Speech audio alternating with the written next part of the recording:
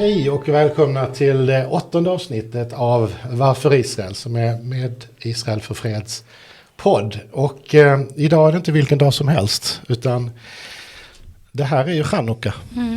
The Festival of Lights. Ljusfesten och mirakelhelgen. Och då ska man göra lite fint. Eller hur? Vi har tagit hit din fantastiskt vackra chanukka som du har köpt i Israel. Ja. Och vi har tänt 3 ljus. And who helped us light the 3 candles? Our ambassador. Our ambassador. Yeah. With Ziv Nevo Kulman. With great pride. Thank you for having me here. Welcome. Welcome to our podcast. We're very happy to have you here. Chag Sameach, you know, Chanukka Sameach. Chanukka Sameach. It's a complicated feeling this year. Yes. Oh yeah. Tell me how. Well, we're lighting the lights of the Chanukkiah and remembering the miracle of Chanukah and the victory of light over darkness.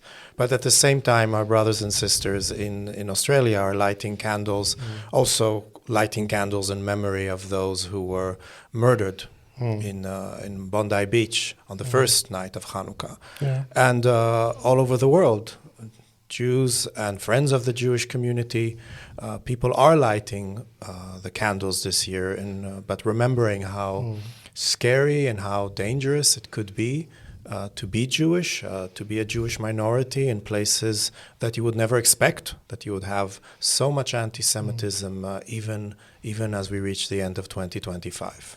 When you heard about this terror attack at Bondi Beach, did you get surprised or? Well, first of all, you know, Australia is so many hours ahead of us, so I wasn't even thinking about Chanukah yet. And it's also, you know, you don't think about Chanukah in a beach because we think about Chanukah in the dark time of the year. So everything is upside down, but and the world is upside down. Because if such things had happened in Australia, and you know the Australian Jewish community is a fantastic community, very Zionist, very devoted, and if it could happen there, of course it's shocking, but not 100% surprising, because we've seen what's been happening in places like Australia since October 7th. I mean, we hear people from the Jewish community saying that on October 8th, over the bridge, the famous bridge over the Sydney Bay, hundreds of people were demonstrating and shouting slogans against the Jews and where are the Jews and crush the Jews and slogans. There's a whole atmosphere that has been fueling anti-Semitism and fueling people, terrorists with such crazy ideas. So it's born in an atmosphere where there is incitement, there is hate towards Israel and hate towards the Jews, and when you have slogans that are out there, such as globalize the intifada. Perhaps we'll talk about that more in depth. But what exactly does that mean? And you see the result. I mean, this incites to hatred, and it incites to more anti-Semitism, and unfortunately, it also incites to acts of terror. Who would you say is responsible for these slogans? It's been going on for 2 years. First of all, the terror attack in Sydney is still being investigated, but we know who the perpetrators were, and we know that they are responsible. We don't know who is behind them. I mean, they found ISIS flags an ISIS flag in the car. I mean, just to think that it's a father and son, what kind of sick people do these kind of things. I'm not sure exactly. You know, they visited the Philippines. I don't know exactly how they got indoctrinated and by whom. This is still investigated. But you are also referring, I'm not just talking about the act of terror itself, who was behind it, but we are also referring to a whole atmosphere, a whole ambience, a whole system where everyone is shouting slogans against Israel. Everyone is against Israel. And it's okay to say things like crush Zionism or no Zionist here, or, I mean, when Israel becomes the scapegoat, And criticizing Israel, which is legitimate, like criticizing any other country or government, but when there is an obsession and when there is double standards, because Israel is being criticized in ways that other countries, especially countries in a conflict, especially countries that were attacked and are defending themselves, especially countries that are democracies that have to fight a terrorist organization.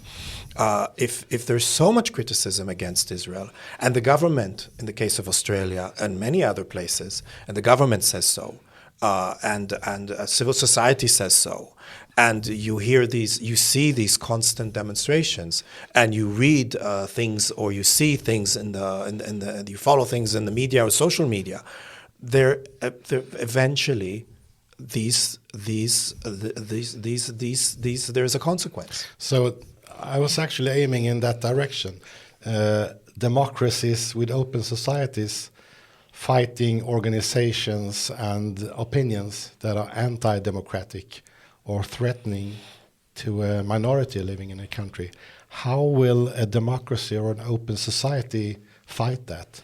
Because it is allowed to have a sign with Global Intifada in a demonstration. It's not against the law in Sweden anyway, maybe in other countries, but not in Sweden. So who are responsible for dealing with these things in a democratic open society? Well, so these things doesn't happen. Western governments are responsible for that because we're talking about the values of Western democracies. I mean, so it's not just an attack against Israel. It's not just an attack against the Jewish minority or any other minority. It is an attack against Western values. It's an attack against democracy. It's an attack against freedom. And it's up to Western democracies. And when I say Western democracies, it includes Australia, it includes Israel, but it also includes Sweden, the European Union, the United States, the UK, where there was a shooting outside a synagogue in Manchester on Yom Kippur. It is up to Western democracies to decide if so they. So the question will be: Are they acting? Are they acting enough, or what is there to be done?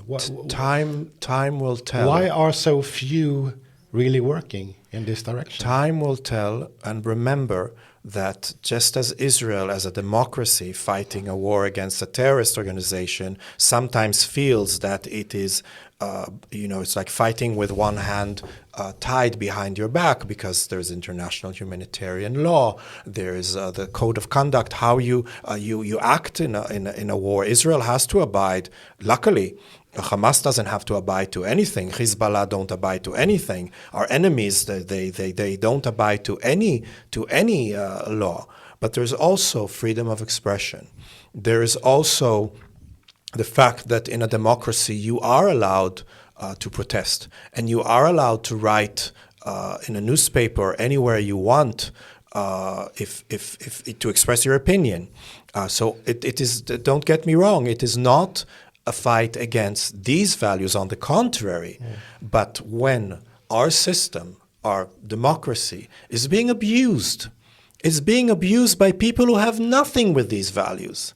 And when our values are abused in such a way, you see what happens. But why are so few people standing up for these values? For us, all the three of us, I think this is very obvious. I think we would all agree on what you're saying.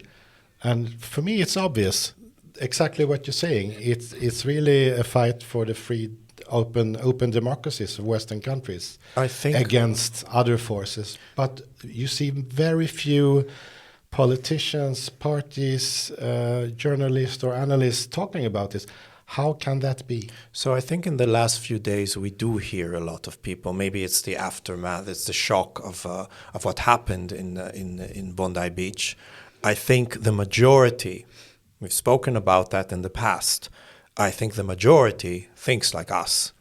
The fact that the people who don't think like us are very vocal and are making a lot of noise and disturbing the public transportation and just disturbing the order when you are in central Stockholm or in other places around the world, doesn't mean that they represent the majority. But there is also a responsibility, and perhaps you are referring to that as well, is there's a responsibility by political parties, there's a responsibility of the media, there's a responsibility of civil society, and there's a responsibility of each and every one of us.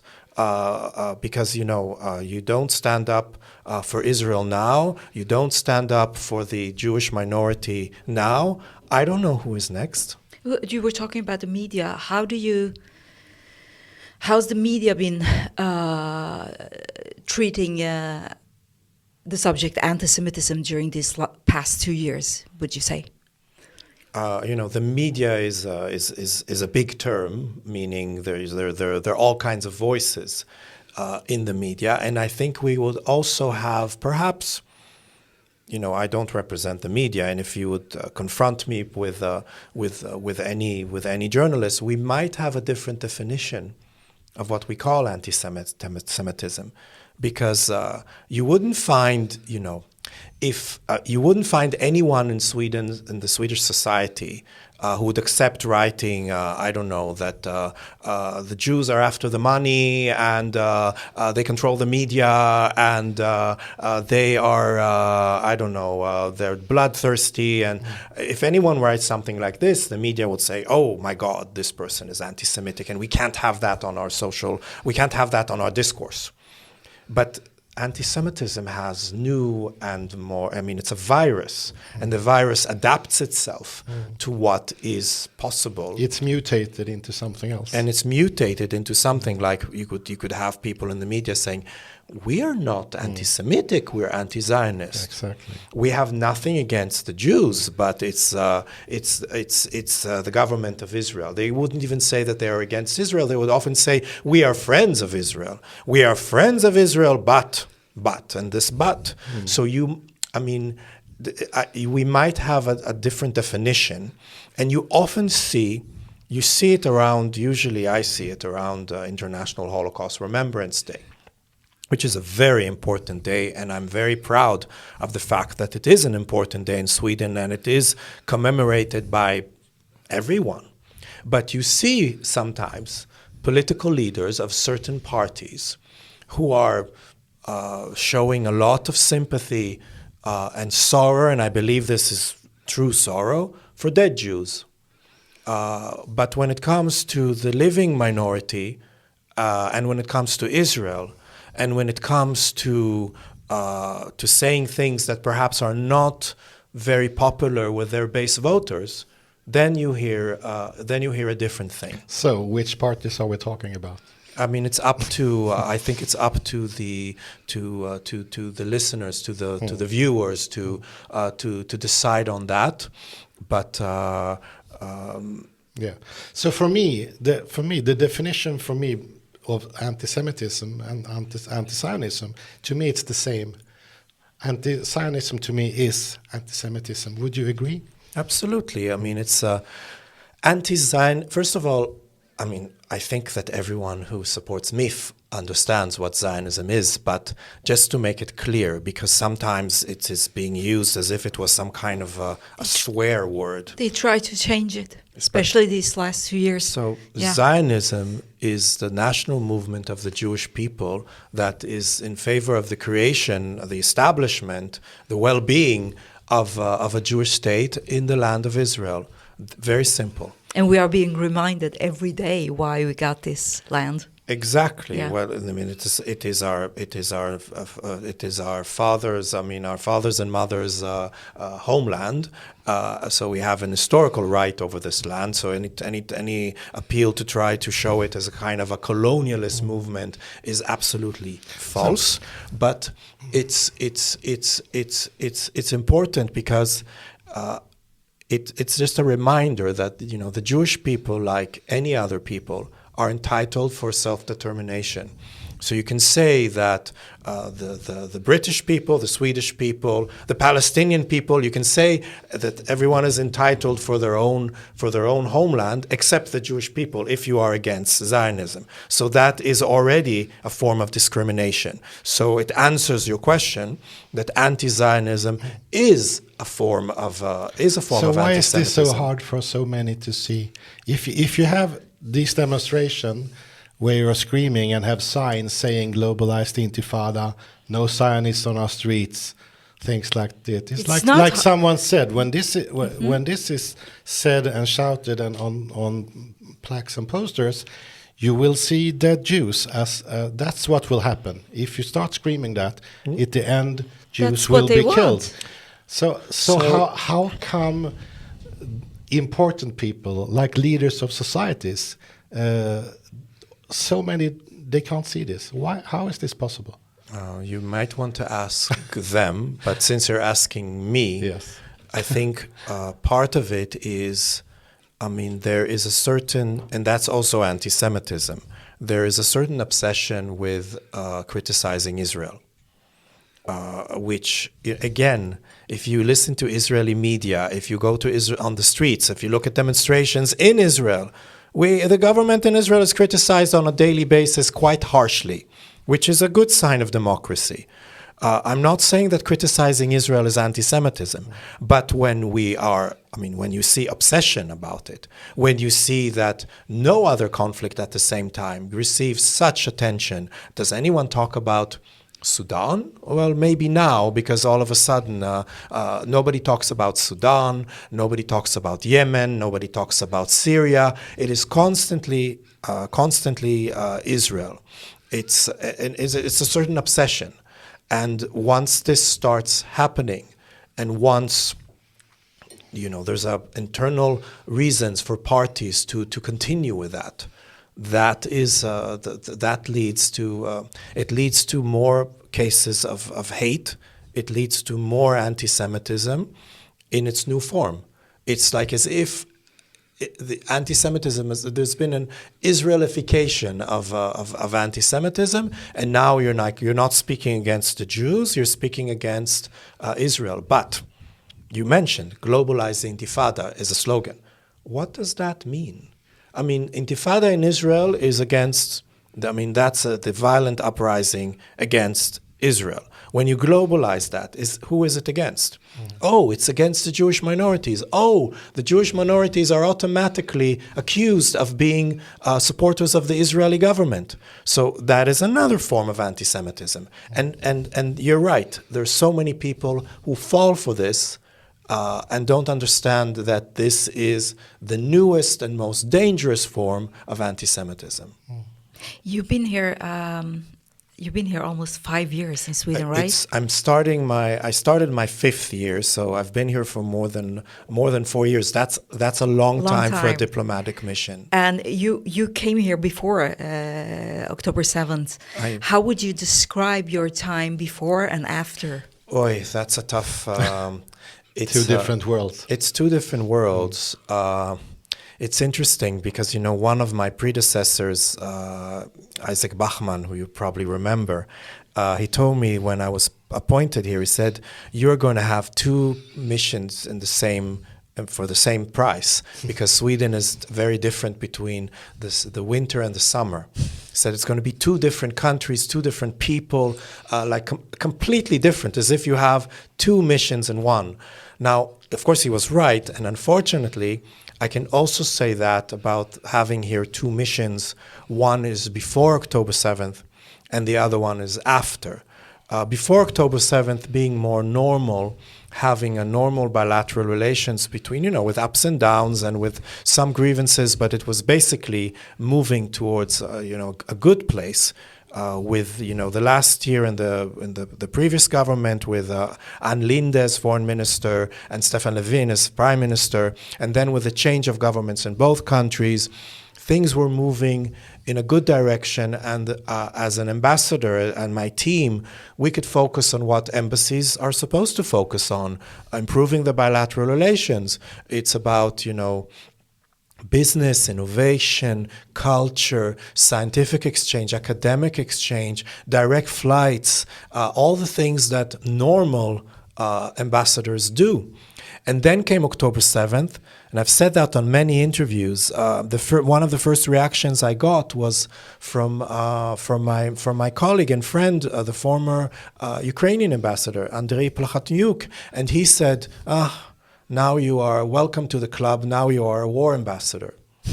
And I looked at him and I asked, what is a war ambassador? And he said, everything that you will be doing is related to the war. You will not have anything else on your agenda. People will look at you always with a kind of feeling sorry face, like how are you and how are things, and feeling very sorry for you. And you're going to have to stand up and fight for your country. And it's a completely different mission. I could say, and I'm saying, that I've had the honor of serving my country in such a difficult time. It's not something that anyone chooses. It's not something that anyone wants. But once you're in this situation, I have nephews in the IDF, and I'm serving Israel in a different battlefield. But I'm very proud of that. Are your nephews okay? Now they are. Your family in Israel is okay? Of course, now they are. But, every family has someone who, first of all, that was in the army or in reserves, or that was, affected either by the October 7th massacre or being evacuated during, all of the communities that were evacuated in the south as well as in the north, or if you have relatives in Tel Aviv that their houses were bombed with a 12-day conflict with Iran. I mean, we're a small country like Sweden, so everyone knows everyone, and of course everyone is and it was affected. So we have to talk a little about the war itself. I think we can't cover everything, but we're now in. This is December 16 when we're recording. It seems like things happen all the time, so you never know. But how would you characterize the situation now? It's a ceasefire, but at the same time, to be honest, Hamas, they haven't fulfilled their obligations. They're not disarmed. It's been more than 2 months since the ceasefire. They were supposed to release every hostage. There's one left, right? Yeah, that's why we keep the pin. So until his body is returned. So there are many questions to be asked here. First, would you characterize this as a ceasefire? I mean, does it really work as a ceasefire? And then another obvious question, I think I asked you this before, is how much patience do you have to wait for this last hostage to be freed? Well, the hostages were he's killed, but still, we want him back. His mother says, his family says that he was the first. He was the first to fall because he was a police officer from a special unit that was actually not on duty on the day. He was recovering from a wounded shoulder, so he was not in 100% physical form, and he still just took his weapon and went and he saved so many people outside of the kibbutz in the south. He was one of the first. He was the first to come. He was one of the first to fall, and now, unfortunately, will be the last to return. But we wait for that. That was supposed to happen. What do you know about his faith and this situation? There is Hamas and Palestinian Islamic Jihad say that they don't know anything about their whereabouts, and the information that Israel has given them has not led to anything. We believe, such as in the case of many of the hostages that were supposed to be returned immediately, it took them 2 months after the ceasefire to return the body of Hadar Goldin. I mean, they've held him for 11 and a half years as a chip, like a bargaining chip. They knew exactly where his body was held. So obviously that is one issue that Hamas is trying to prolong. What do they want? I mean, they don't want to move into the second phase. and they don't want to dismantle. And they are basically saying, Israel released the prisoners, we released the hostages, and now it's up to the Palestinian people to decide what they want. Because, if there are elections held, it's scary to think that this is what the Palestinians would elect. This is the kind of partner that we're supposed to have a two-state solution with. It's very scary. But going back to the ceasefire, there is a very dedicated U.S. administration led by President Trump who wants this to succeed. Thanks to his efforts and thanks to his, very persistent style of imposing the ceasefire, on imposing this on countries. The European Union says constantly, we have to put pressure on Israel and Hamas. How exactly do you do that? Well, President Trump showed the international community how you put pressure on Hamas through countries that actually can deliver pressure on Hamas, such as Turkey and Qatar. And they want to have better relations with the United States, so they deliver. So more pressure needs to be put on Hamas to, first of all, to dismantle. Now we see from another ceasefire agreement in the north with Lebanon that Hezbollah is not dismantling. These terrorist organizations, it's against their DNA. If they dismantle, they cease to exist. Now, the problem with them not dismantling is that anyone who has a brain, who is thinking about, there is not a single Arab country that would want to send troops into a destabilizing force, an international stabilizing force in Gaza that will find itself in combat with Palestinian resistance. They wouldn't want to do that. So if Hamas is not dismantling, the Arab and many other international forces, they are not so keen into going in. That's the first... exactly. So the irony here is the only one who could dismantle Hamas, I believe, is Israel. And Israel has said that we now have this deal. But we don't want to, why would we want the ceasefire to collapse? Can anyone else do it? And you also have to think about the business community. Why would we need billions. The Palestinians need billions from the international community, of the goodwill of the international community, to rebuild the Gaza Strip. Why would anyone invest there? If Hamas is in power, Hamas will abuse the aid. Hamas will use, for example, the cement and all of the money and material that will go in to rebuild Gaza. Instead of building skyscrapers so people can live in them, they will build new tunnels to prepare for the next round of violence. And that means that no business would want, no country that is thinking in an economic sense would want to invest in it, because it's a vicious circle. What will happen if they don't dismantle? That is the biggest question right now. What will happen if they don't dismantle? And all of a sudden there are all kinds of definitions. What does it mean, dismantle? Maybe they keep the rifles, but they don't keep anything. And silly. Maybe they will be somehow collaborating. They will not collaborate with their own Palestinian authority, because we've seen how they threw them out of the windows when they had a military takeover in 2006. So it is the biggest question. The biggest question is will Hamas dismantle, and what will be, because President Trump is saying that he is ready already, and the Americans are deployed in a coordination center in Kiryat Gat, in a town in Israel, not so far from the Gaza Strip, and ready. What does it mean? What is he ready for? It means they're ready to administrate the Gaza Strip, and that is a very difficult task, because there's an area controlled by Israel, but there's hardly anyone living there, and then you have the civilians who are under Palestinian control, which is still Hamas control. It's a big, big, big question what will happen there. Again, there's so much goodwill from the American administration and the international community. And Hamas needs to, this is what the entire international community is saying. But again, you have the impression that it's always easier to put the pressure on Israel. But what's the role of the upcoming stabilization force?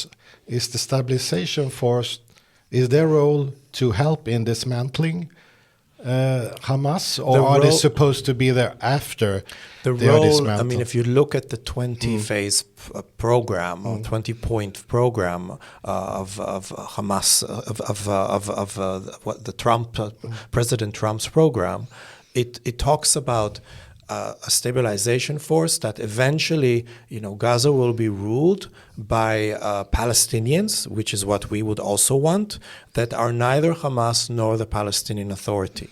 There you could have an argument who exactly they're more affiliated with, there's still a long way to go. But the fact that we're sitting here on the third night of Chanukka, and almost all of the hostages are back, is something that we are very grateful for. But the way is still very long. Would you say that the Israeli society is healing slowly from what happened, or is it a very, very long? I mean, are we talking about years ahead for the healing? So, we have to define what healing means. Yes. Economically, the Israeli economy, Israel is booming. The economy is doing great with growth. And everyone is surprised by it. Because it's not supposed to be like that. No, right. A country and this is war, a The and it's a Economist- long war for Israel. 2 years is The a very long war. Economist they had a chart, and Israel was the third strongest economy in 2025. Amazing. Which is amazing. Growth figures are high, unemployment and inflation are low, and you can feel it in a place like Sderot that had 25,000 people before October 7th, and suffered from the attack and was evacuated. Today is at 40,000. Wow. So there are areas that are really healing. The north, if we talk about places like Kiryat Shmona and Metula that have suffered from Hezbollah's missiles for months, it's still taking time. But from a humanitarian point of view, as you said before, and as we know, everyone is so close in Israel. Everyone knows someone a neighbor, a colleague, a nephew, or who's been fighting or killed or wounded or kidnapped or raped or whatever. This is the humanitarian side of it. So this is very, very much difficult. longer. So what can you say about this side of the We are only healing? starting to hear, we were focused on the hostages, we were focused on our soldiers, we were focused on the families who were that were uprooted from their communities. And we hear more and more stories now, and more people, that survived, but that still have to deal with the aftermath, or with it really takes time. It will take years, I can imagine, and Israel as a whole, to heal from what happened, and also with what happened internationally, with the rise of anti-Semitism, with the fact that many Israelis now cannot go abroad and say that they're Israeli. They fear that they would be attacked or not welcomed, or that this is going to take years to adjust. Talking about the witnessing of people, it came to my mind that quite a few of the hostages that were freed, they talked about being held hostage in homes, regular Palestinian homes. Yes. Which makes you think, okay, so Hamas is an enemy, Palestinian Islamic Jihad is an enemy, but is really the regular population of the Gaza Strip, can they be exonerated from guilt? Do they have anything to do with what happened here? If you have hostages being held in homes, regular family homes, it's not tunnels always. Well, how do you feel about this? Well, it's the same as we've been talking about UNRWA. When you have a terrorist organization like Hamas that takes over the Gaza Strip and brutally, I mean, the way they abuse the population and the way they control, and also with humanitarian aid, people close to Hamas were never hungry, at no point. And this is what we hear from the hostages. They always had food. So obviously, when you have a dictatorship, a very violent dictatorship, the first victims of Hamas are the Palestinian people, not just the ones that are political opponents. The Palestinian people, the ones that do not go according to the Sharia or to the beliefs of Hamas resistance, they are victims. Now, how many people collaborated? How many people held hostages in their homes out of a pure belief? I mean, this we don't know yet, and it's difficult to stigmatize a population of 2 million. But yes, the stories that we hear are stories of places like families, and also when people have under their children's bedroom a tunnel, which obviously endangers them. And I don't know if they do this from their free will or they have no choice. I really don't know. But the stories coming up now of the abuse and the fact that it was widespread, it's like we're saying about UNRWA. It's not just a few rotten apples that participated in the October 7th massacre. It is a system that thousands of people who were on the payroll of UNRWA, because that's a very good employer that gives a lot of money in a lot of systems that are supposed to operate for the welfare of the Palestinian people in Gaza.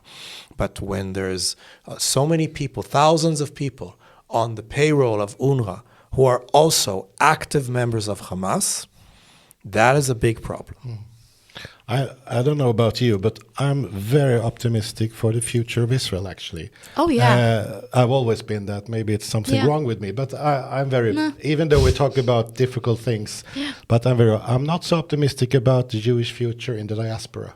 No. So this is a question for you. I'm sure you're optimistic about Israel's future as well, but what's your take on us, on Jews living in the diaspora? Now, we have many countries in the diaspora, but you're the ambassador here. So, how about the West? What will happen with the Jews in West? That's the prophecy. The $1,000,000 question. The prophecy is given to fools, but so I really can't tell. But I think Jewish people in general, we are resilient. We are resilient, and history has shown that when things get tough, we get tougher. The big difference between the history of the Jewish people throughout the centuries and the last 77, almost 78 years is that there's a state of Israel. So when things get rough and Jews had to find, a visa, a way to get out, somewhere, they always found something. Now it's very easy. You just go and say that you want to make aliyah, and Israel is a home and welcoming you. So of course I'm optimistic about the future of Israel. I'm also optimistic about Jews being able to overcome. Remember that for Israel it's important to have strong Jewish communities abroad. Is as a base of support, as a bridge between us and the rest of the world. We would love to have people coming to Israel, but not because they were persecuted. If someone makes a decision to make aliyah and to come to Israel, that is fabulous. But we don't want people to come to Israel because they were persecuted.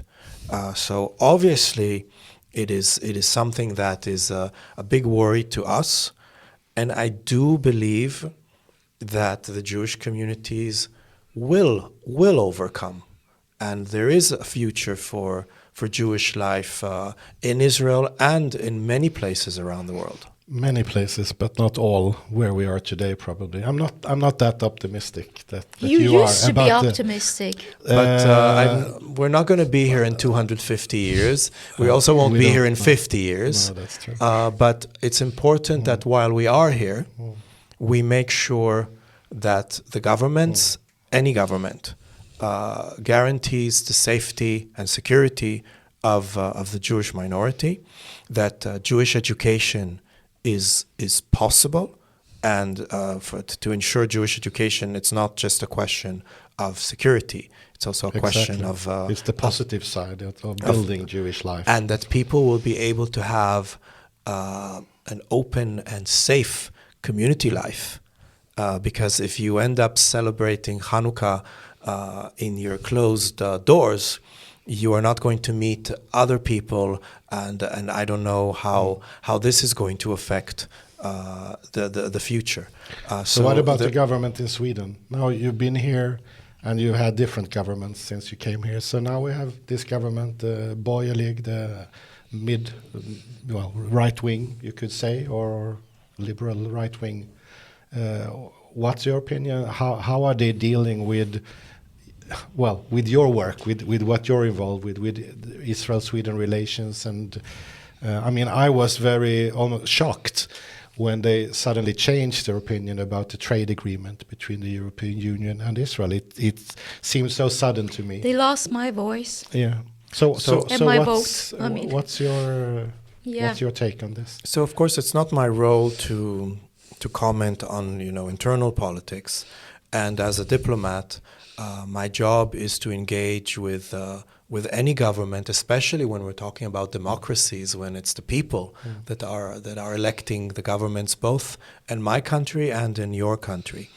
But I can say about the relationship with the Swedish government since October 7th, we have seen all along a clear support for Israel's right to defend itself, asking for the immediate release of all hostages, and saying that Hamas is not going to be part of the solution of the day after. This has been the position of the Swedish government and the international community, most of the international community, all along. What we see is counterproductive is when certain governments in the European Union, and unfortunately also in Sweden, decided that putting pressure on Israel is going to help and end the conflict, and I think it was extremely counterproductive, and it also builds up. To say that you put pressure on Israel and put pressure on Hamas, I don't really understand how pressure was being put on Hamas, especially not by the European Union or any member state of the European Union, and it's counterproductive that a country that is fighting for its survival and fighting to return its civilians that were brutally murdered and the ones that were abducted, it's counterproductive to threaten it with all kinds of sanctions. Now, hopefully, with the return of the hostages, with a ceasefire that's holding, with a larger role that the European Union wants to hold in Gaza, hopefully that will bring also for a better dialogue between us and some of the member states in the European Union. MIFF is a neutral organization. We don't take side in regarding political parties. So I sympathize with your diplomat. You engage with the governments that the people have chosen. So I understand. But on the other hand, you can't not look at the reality. And when I hear statements from the opposition in Sweden, the Social Democrats and the left-wing party, for example, and you have left-wing party members of the parliament who's done and said horrible things. I'm scared what will happen if the opposition today will win the next election. You don't need to comment on that if you don't want to, but I feel because when I hear what some politicians of the Social Democrats and the left party especially are saying, it's it's chilling to me. Yeah, I cannot comment on that because that is, again, it's up to the Swedish people to decide when election comes, just as it's up to the Israeli people to decide if they want to keep the current government that we have. But you're in touch with the opposition, But it is important. So it is important for me to say, first of all, there are horrible things done by some of the people on the left, but you also have, and it's important to remember, you also have a case like, for example, a member of parliament that it's found that he has Nazi memorabilia. I mean, horrible things happen. It's important to engage, and we do engage. I engage with most of the political parties in the Swedish political system, and that's part of my job as a diplomat. And I have to say that you've been an excellent You're still the ambassador, but to me you've been a perfect ambassador of Israel here in Sweden, because during the hardest time, very hard times, and whenever I heard you on radio or see you on television being interviewed, you've been excellent. Sometimes I can't imagine how you can keep calm in some situations. I have to applaud you for your work here. It's thanks to the support we get from many Swedish people who tell me in the streets, like stop. I mean, they stop me and they say that they support us. So it's thanks to many Swedes who are friends of Israel. And not just the people who are watching us now or listening to us. There are many people in Sweden who are our friends, and they're the ones who I think encourage all of us to do what we're doing. We shouldn't forget about them. The problem in Sweden is that many they keep silent because... Yeah, but Ziv said that the other side is noisy. Exactly. This is the thing. They are very noisy. They make... how do you say in Hebrew? You say balagan. That's what they do. But I always say, burning bridges is easy, very easy. Sometimes it takes one pyroman to burn a bridge.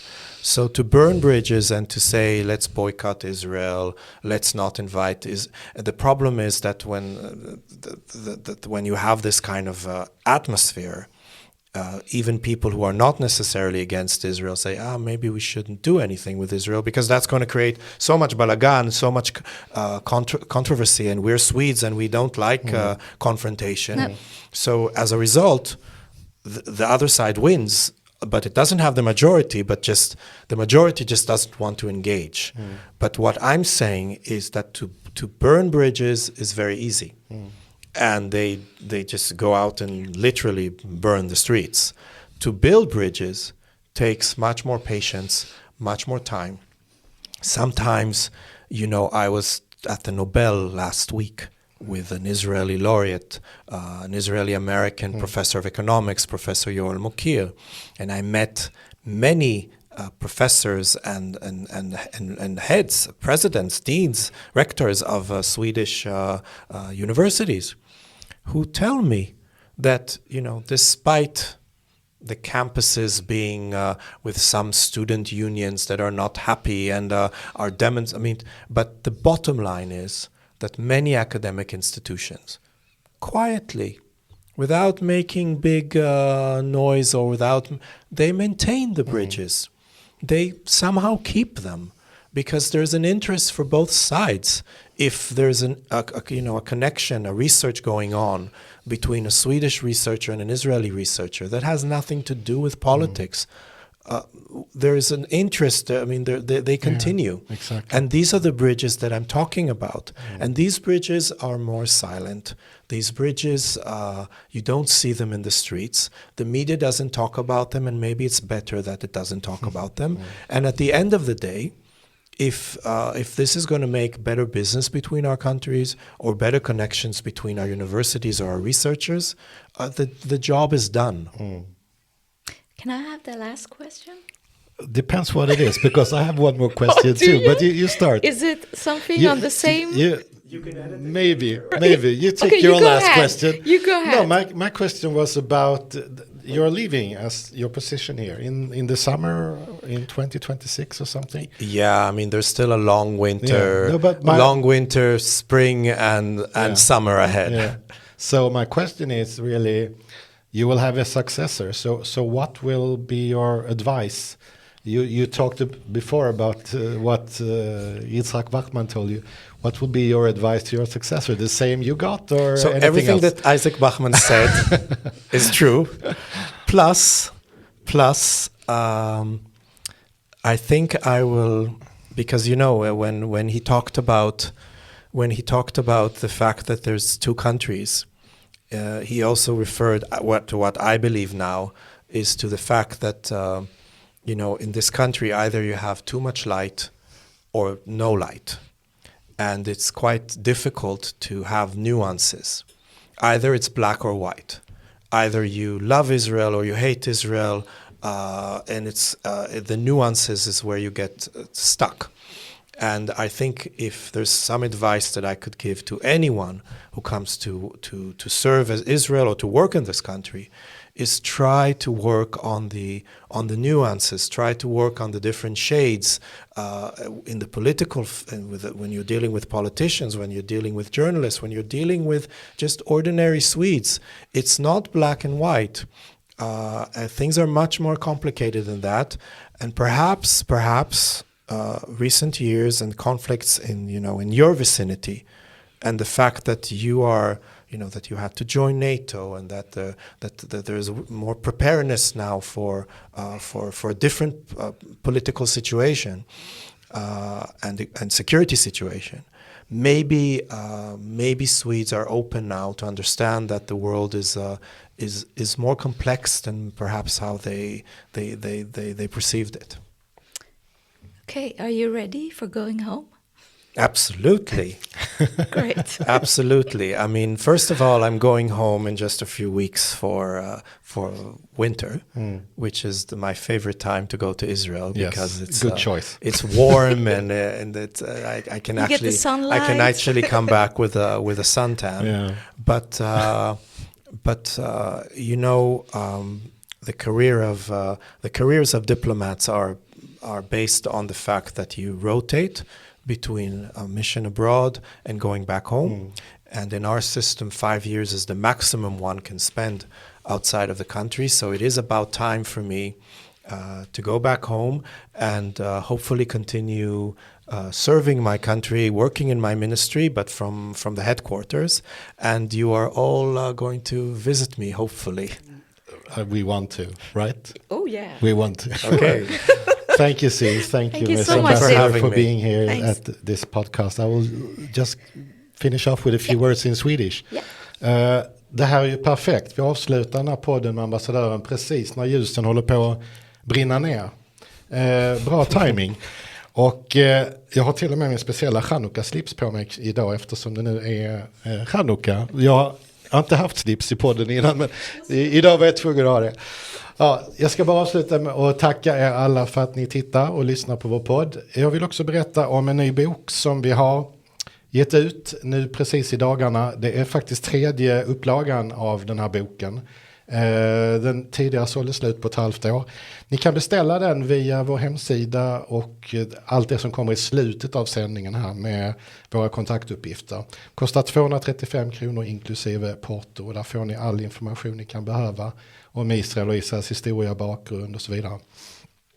Och sen som vanligt, tack för att ni tittar, tack för att ni lyssnar och fortsätter att följa oss. Det här var 8:e avsnittet och vi spelar in det här den 16 december, eller hur? Yes. Så är det. Tack ska ni ha och ha det så bra.